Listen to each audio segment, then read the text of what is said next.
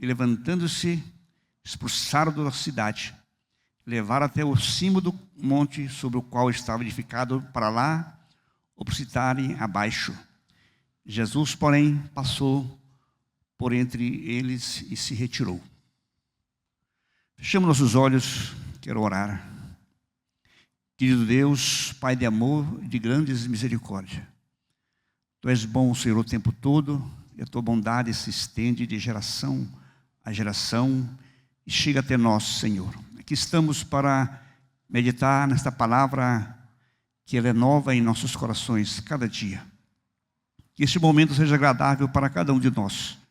Que este momento seja novo, que essa palavra seja um alimento para nutrir a nossa alma de fé e de esperança, Senhor.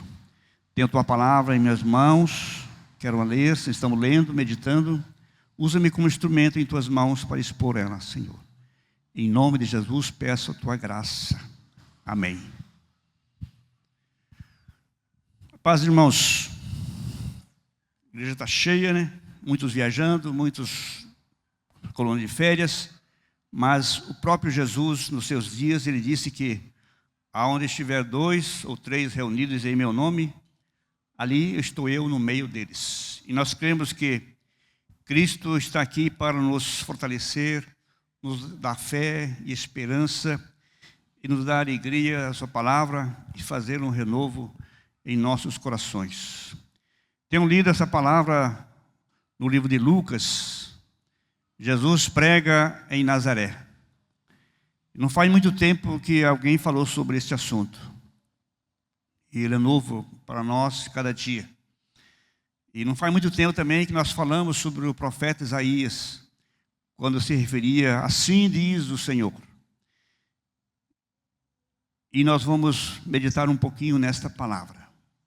Isaías, um dos maiores profetas que se profetizou nos anos 740 a.C., ele profetizou várias coisas sobre o Messias. E ele fala que o maior perigo que o povo ocorre, o maior perigo é o pecado, a desobediência e a falta de fé em Deus. E isto constitui um desastre para as pessoas. Imagina a desobediência na lei do trânsito. É um desastre automobilístico, sem dúvida nenhuma. Mas o pecado em si, o que é pecado? O pecado é a transgressão da lei, né? Transgredir a lei constitui já um pecado. E a falta de fé em Deus é um desastre contínuo, né? Pessoas que não têm fé em Deus, ele está desnutrido de algo espiritual e a sua vida vai a cada dia em um desastre contínuo. A Bíblia diz que, vindo a plenitude dos tempos, Deus enviou seu Filho para nascer. E todas as dúvidas corria nos dias de Cristo quanto ele ser o Filho de Deus, quanto ser ele o Messias. E nesse texto que nós lemos, Jesus, pelo Espírito, ele foi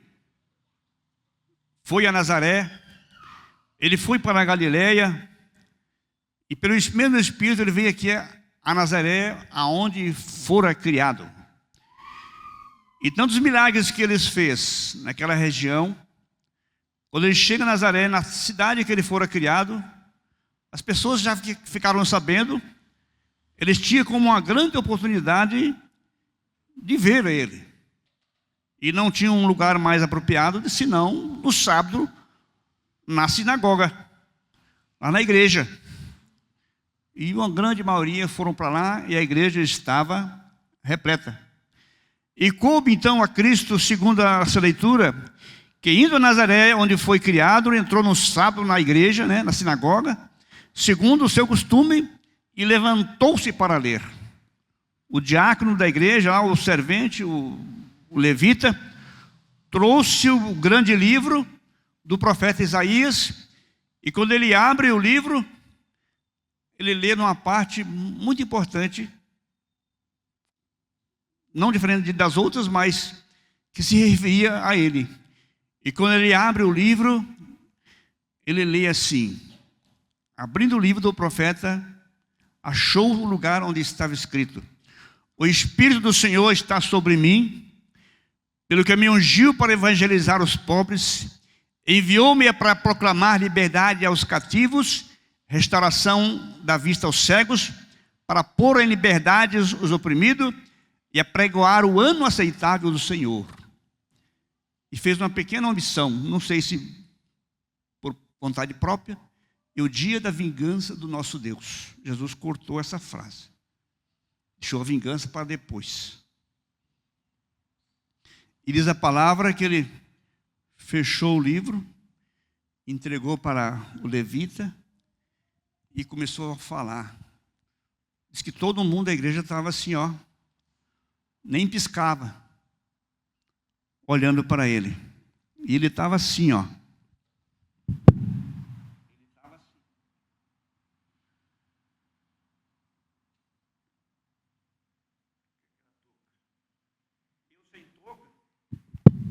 Eu sem essa touca, todo mundo sabe que eu sou Jeremias.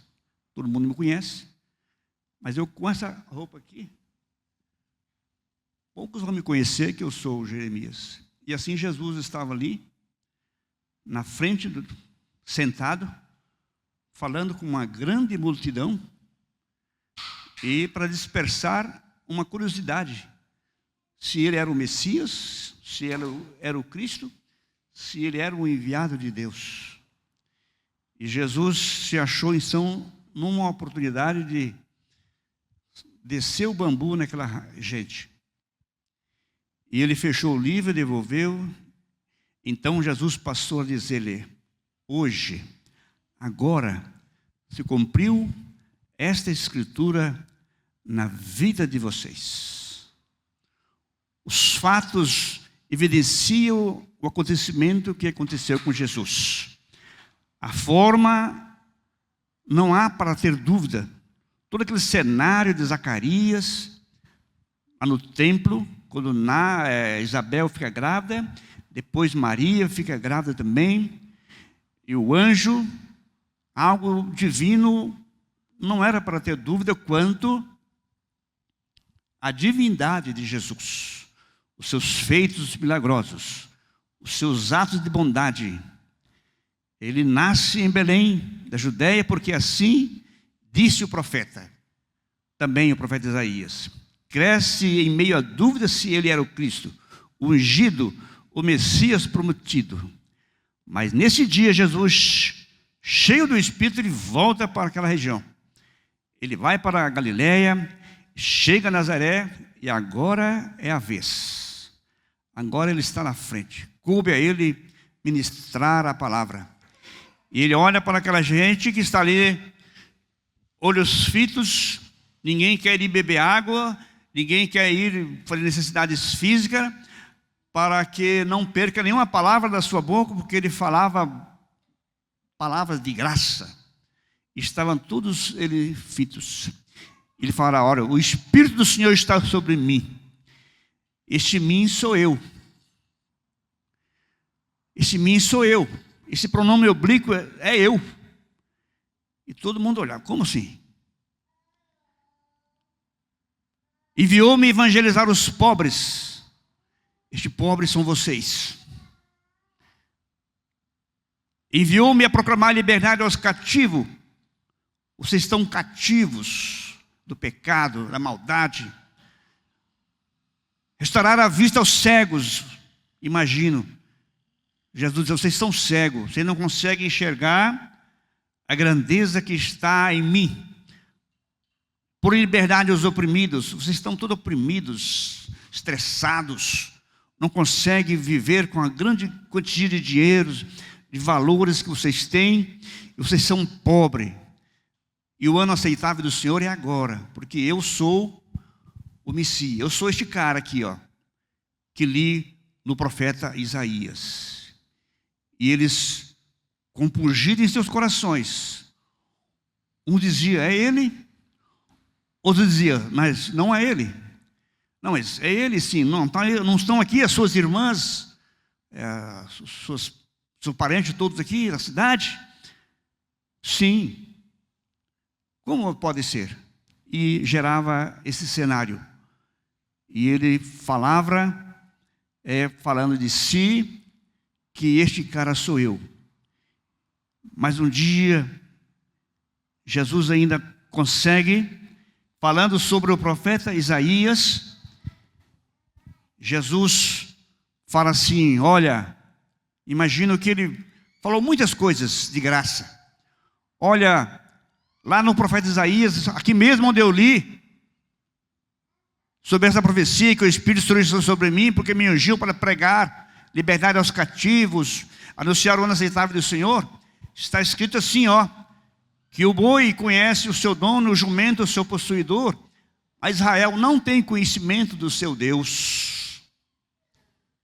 Eles ficavam assim, mas como assim? E parecia ter sentido, porque aquele homem que tinha sua vaquinha, tinha suas ovelhas, tinha seu gado,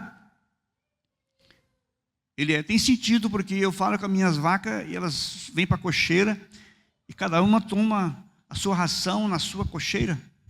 Ela vem para a cocheira errada, eu falo com ela, ela muda. E tem sentido o que ela está falando. Por quê? O boi conhece o seu possuidor, o jumento o seu dono, mas vocês não conhecem o Deus que vocês têm. E Jesus começou a falar, olha, este cara que está falando com vocês sou eu. Sou eu. Os olhos de todos estavam vidrados nele pelas palavras que ele falava. E ele, sem medo, eu vou falar abertamente. Agora se cumpre estas profecias nos seus corações. Vocês são pobres, miseráveis, cegos, nu. Jesus começou a falar, certamente. Liberdade aos cativos, estão presos por Satanás. O homem sem Deus está cativo, ele não consegue sair, ele está cego, não enxerga as grandezas de Deus, ele está oprimido e não vê que o ano aceitável é o ano que está vivendo e a oportunidade de Cristo estava ali. Mas ele cogitava no meio da igreja, no meio daquele cenário, não é este o filho do carpinteiro? Mas o que tem a ver? Se suas palavras são meigas, suas palavras são reais, suas palavras são verdadeiras, o que tem a ver se ele será filho de carpinteiro ou se é filho do rei? Mas para aquela geração orgulhosa, espiritualmente falando, o fato de ele ser tão humilde não comportava com a forma que ele dizia ser o Cristo. O Cristo não podia ser um filho de um carpinteiro, não podia ser um servente. Ele tinha que vir de outra geração. Mas se ele que é o que pretende, por que ele é tão modesto? Não pode ser ele o carpinteiro. E ruía esse boato dentro da igreja. E um dizia que era, outro dizia que não. E ele falou sem medo. Olha, nesse primeiro livro do profeta Isaías, que eu acabei de ler aqui, está escrito lá, ó. No trecho lá aqui, o menino não nasceu, um filho se nos deu, o principado está sobre os seus ombros, e o seu nome será maravilhoso, conselheiro, Deus forte, Pai da eternidade e príncipe da paz. E esse menino que fala o profeta, sou eu, que agora já estou com 30 e poucos anos, e eles de olhos fitos, ficavam enfurecidos, pelas palavras que saía, aparentemente soava bem, e de uma forma ou outra, outro ignorava. Ele dizia, olha, terra de Naftali, terra de Zebulun, as trevas cobriram a terra, a escuridão os povos, mas sobre ti o Senhor vai surgindo, e eu sou a luz do mundo. Mas como pode?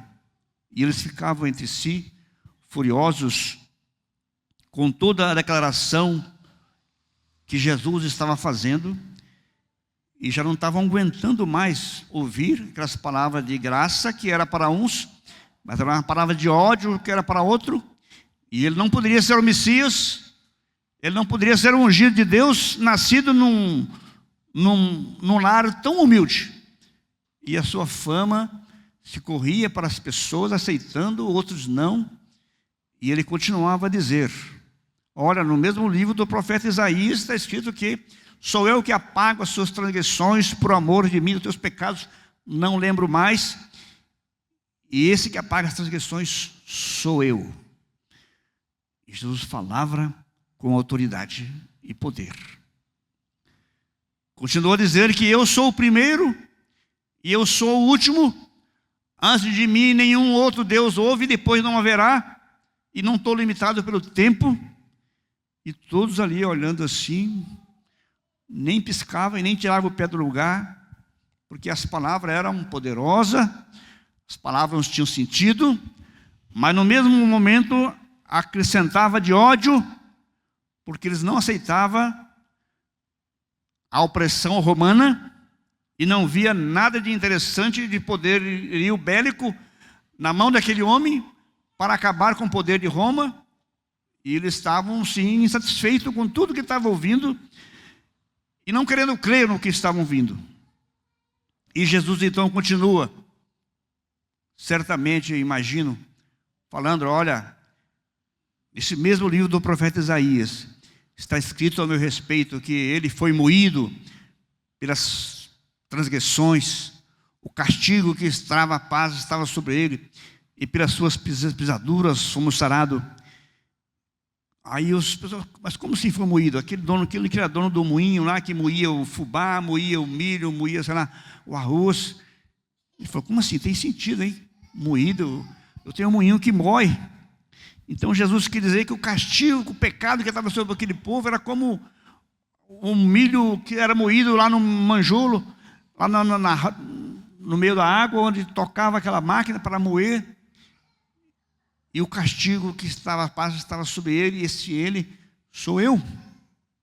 E Jesus afirmava com muita precisão. E a verdade é que, diante de todo aquele cenário, de todas as apresentações que Jesus fez, de todo esse sermão que ele fez, ele pôde perceber que ele não estava bem visto naquela região, muito embora ter nascido ali e crescido.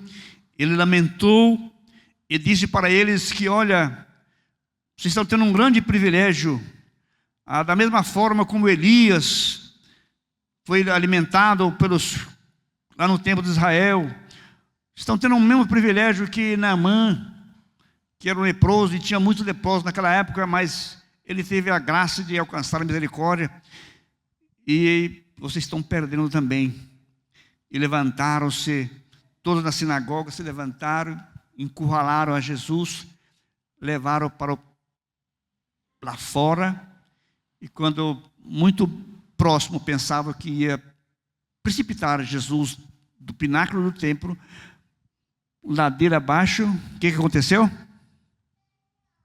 Jesus virou uma fumaça e sai do meio deles, sem eles perceberem. Já era para eles sentir que ele realmente era o Messias. Sentiram o temor de que aquele homem era diferenciado entre todos os seus feitos milagrosos. Mas eles estavam cegos. Eles estavam cativos. Eles não conseguiriam enxergar a grandeza de Deus. Eles não conseguiriam ver. Estavam aleijados, não conseguiriam andar de acordo com a vontade de Deus. E Jesus então se precipitou, saiu do meio deles. Imagina que eles devem ter tido um grande arrepio de medo. Jesus saiu do meio deles sem ninguém pegar. Os anjos que sempre deram apoio nos dias de Ló, nos dias dos filhos de Deus, continuou servindo a Jesus. Irmãos, e para finalizar, nós chegamos à conclusão que não precisaria de mais nada para provar de que Cristo era o ungido de Deus. O que aquele povo estava querendo? E nós, nessa geração, nós continuamos a provar que ele era o Messias, ele é o Messias, que viria ao mundo naquela época, que já veio, já fez o que tinha que ser feito, derramou seu sangue na cruz para a remissão dos pecados, foi para o Pai, ele há de voltar. Não precisaria de mais nada para provar de que ele era o Cristo pela forma como nasceu. Em meio a um grande cenário de anjos, cortejo musical, uma luz verdadeira, os demônios testificando que temos nós contigo, ó Cristo, Filho do Deus vivo. Se os demônios estavam testificando de que Jesus era o Cristo, como aquela geração de sacerdotes, de pessoas que falavam em nome de Deus, estavam duvidando de que ele era o Cristo, por tantos sinais, milagres que fez. A forma como foi batizado denunciava também de que ele era o Cristo, o Filho de Deus. Porque quando ele foi batizado, apareceu, não tinha microfone, não tinha alto-falante, apareceu uma voz em meio assim às águas: este é meu filho amado em quem tenho prazer. E Jesus sendo batizado por João, e a voz de Deus certificando de que ele era o Cristo. Ninguém jamais falou como ele, e as pessoas diziam: como pode ele falar? Tem palavra de autoridade e poder. Então ele era, irmãos, ele era o filho do carpinteiro, sim, mas também ele era o Filho de Deus. Ele é o Filho de Deus, o ungido de Deus, para proclamar liberdade, para proclamar salvação para todo aquele que nele crê. Chegando ao final, ele disse: eu sou a raiz, eu sou a geração de Davi, eu sou a resplandecente estrela da manhã. Aquele que me segue, ele não andará em trevas, pelo contrário, terá a luz da vida. Davi, na sua oração, ele ora assim: desvenda, ó Deus, os meus olhos, para que eu veja as maravilhas da tua lei. Que maravilhoso é poder enxergar, ver Jesus, ele como o nosso Salvador, ver ele como a solução para os problemas da humanidade, ver ele como libertador dos cativos, dos oprimidos, dos cegos, dos aleijados, daqueles que não conseguem ver. Vamos ficar em pé, irmãos. Vamos orar, pedir a Deus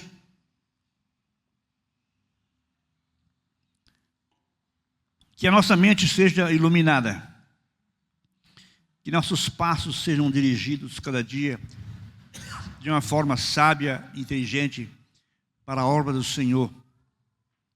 Que toda opressão do mal, todo falatório contrário àquilo que é Cristo não entre em nosso coração e nossa mente, nós possamos crer cada vez mais de que Ele permanece no pináculo do templo como Rei dos Reis, Senhor do Senhor, o ungido de Deus, o nosso Salvador, aquele que foi moído pelas nossas transgressões, aquele que levou o castigo que nos traz a paz.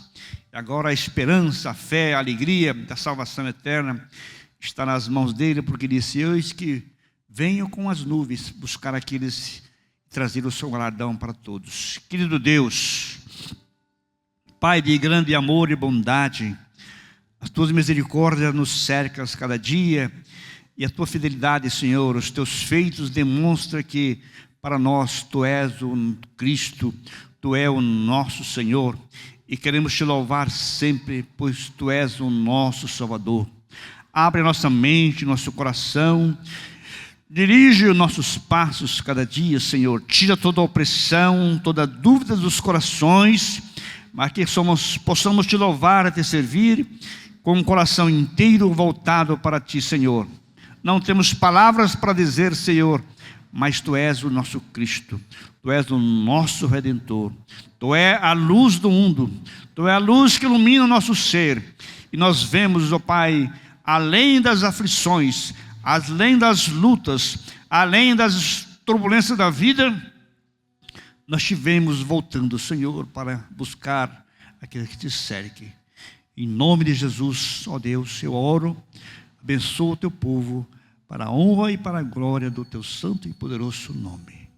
Amém.